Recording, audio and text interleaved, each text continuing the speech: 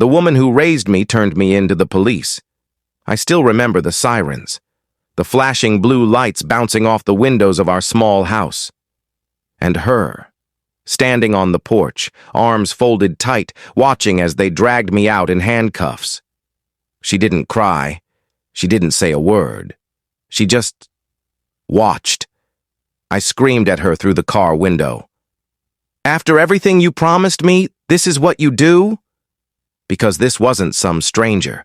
This was Ms. Jean, the woman who took me in when I was 15, when my real mom said she couldn't do it anymore. Ms. Jean gave me a bed when I had none, food when I was hungry. She told me I wasn't broken, even when I felt like I was. And yet here I was, 19 years old, cuffed in the back of a police car because she called them.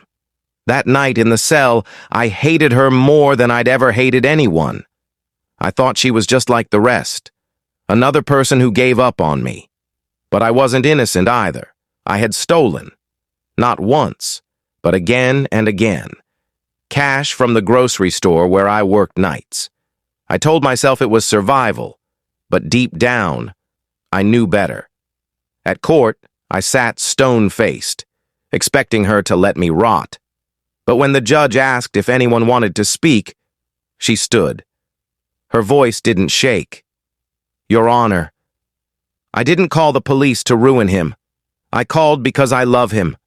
I called because I will not let him become the thing we fought so hard to escape. If he has to pay for what he's done, let it be in a way that saves him, not destroys him." The courtroom went silent. She paid back every dollar I had taken, begged for a second chance on my behalf. And because of her, I walked out with probation, community service, a warning, instead of years behind bars. It took me a long time to understand, but now I do. She wasn't betraying me.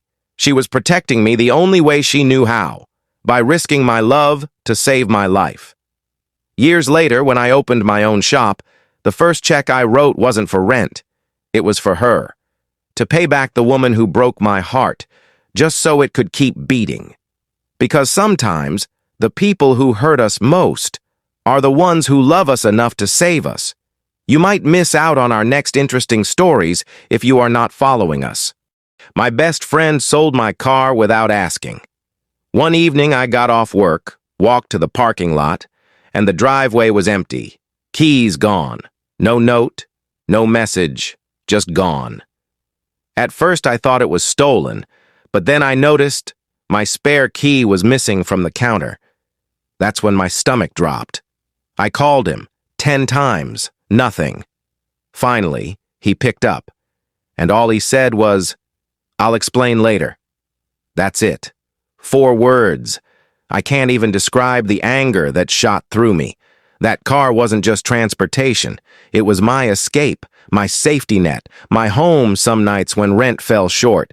Every mile on that Honda had my sweat in it, and now the one person I trusted most had taken it from me. I didn't sleep that night, didn't eat the next day.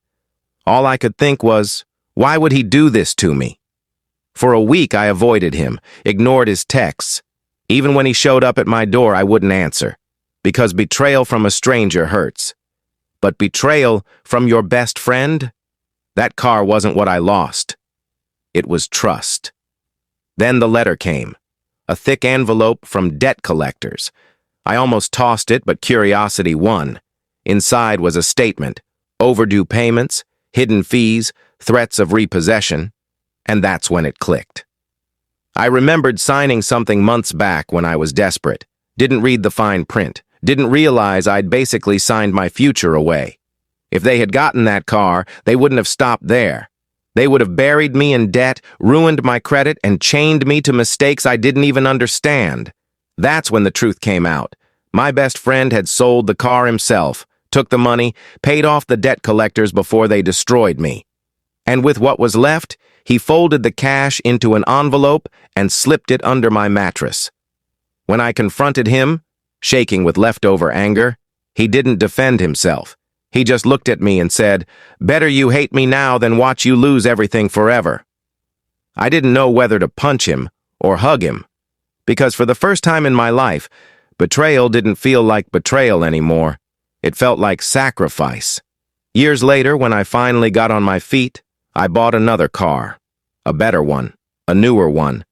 And every time I slide into the driver's seat, I remember that moment, the night my best friend sold my car without asking, and ended up saving my life. Because not every act of kindness comes with a smile. You might miss out on our next interesting stories if you are not following us.